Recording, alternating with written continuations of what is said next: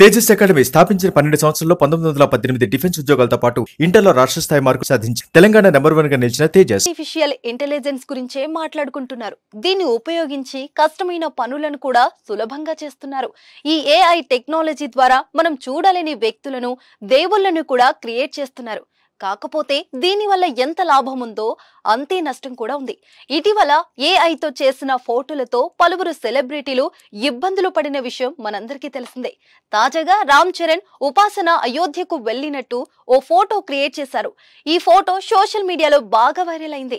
ఈ ఫోటో చూసిన చెర్రీ అభిమానులు టాలీవుడ్ లో ఉన్న కపుల్స్ కి అవార్డు ఇస్తే మీదే బెస్ట్ కపుల్ అంటూ కామెంట్ చేస్తున్నారు.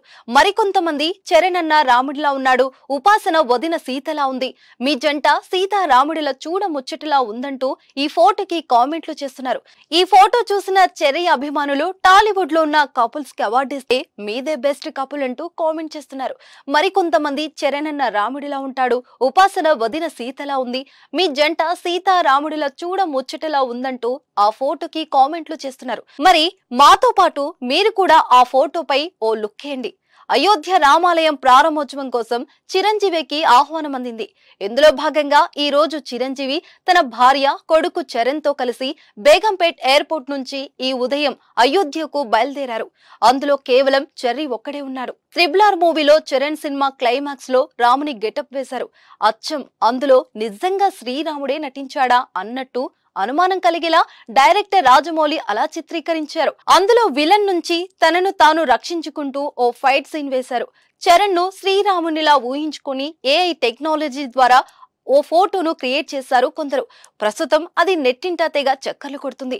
ఏఐ టెక్నాలజీ ద్వారా చెర్రీ, ఉపాసన కలిసి అయోధ్యకు వెళ్లినట్లు అందులో ఉంది.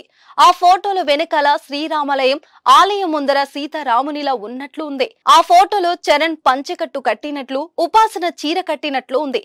నిజానికి ఉపాసన అయోధ్యకు వెళ్లలేదు, కేవలం చెర్రీ మాత్రమే వెళ్లారు. చూద్దాం దీనిపై చెర్రీ ఎలా స్పందిస్తారో మరి. అయోధ్య ఆలయ కమిటీ సభ్యులు చిరంజీవి, రామ్ చరణ్లకు శాలువాలు కప్పి ఆహ్వానించారు. అనంతరం వారితో ఫోటోలు దిగారు.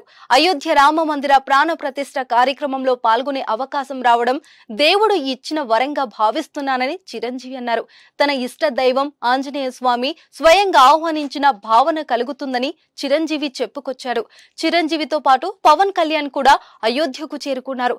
నారా చంద్రబాబు నాయుడుతో పాటు పవన్ కళ్యాణ్ ఈ కార్యక్రమంలో పాల్గొన్నారని సమాచారం.